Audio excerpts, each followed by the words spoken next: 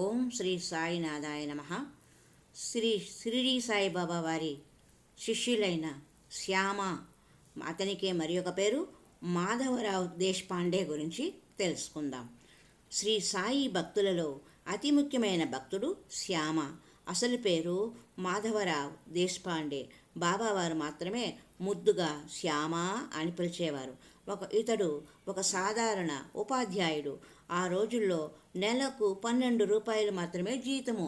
బాబావారు మాత్రము శ్యామాను చూచి, నీది నాది 72 జన్మల సంబంధము అంటూ ప్రతిరోజు 2 రూపాయలు దక్షిణ అడిగేవారు. శ్యామ కూడా లేదు అనకుండా అప్పో సప్పో చేసి బాబావారు అడక్కముందే 2 రూపాయల దక్షిణ సమర్పించేవాడు.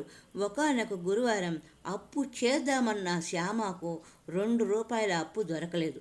శ్యామ దగ్గర 2 రూపాయలు లేవని బాబాకు తెలిసి ఉండి కూడా బాబా శ్యామను దక్షిణ అడిగారు. శ్యామ చాలా బాధపడ్డాడు. అప్పుడు బాబావారు శ్యామతో, శ్యామ, నాకు కావలసింది బాహ్యంగా కనబడే 2 రూపాయలు నాణెములు అనుకున్నావా? నాకు కావలసింది రూపాయి నాణెములు కావు. నాకు కావలసింది శ్రద్ధ, సబూరి.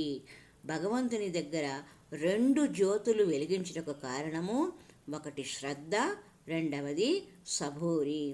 ఓం శ్రీ సాయినాథాయ నమ.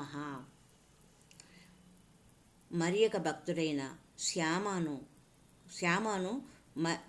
సాయిబాబా భక్తుడైన శ్యామను పాము కాటు నుండి కాపాడుట. ఒకసారి శ్యామను పాము కరిచింది. అది సంధ్యా సమయం. ఏం చేయాలో తోచలేదు. పాము విషము శరీరం అంతా పాకిపోతా ఉంది. బాధతో విలవిల్లాడిపోతున్నాడు శ్యామ. బాబాకు చెప్పుకుందామని ద్వారకామాయికి వెళ్ళాడు.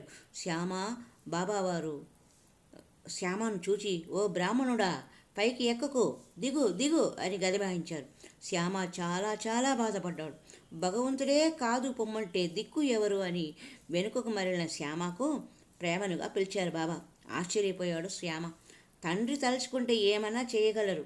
బాబా శ్యామతో, నిన్ను కాదు, పైకి ఎక్కకు, దిగు దిగు అన్నది నిన్ను కరిచిన పాము తాచుపాము. ఆ తాచుపాము బ్రాహ్మణ జాతికి చెందినది.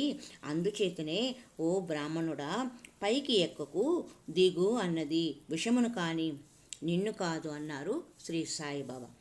ఓం శ్రీ సాయినాథాయ నమః.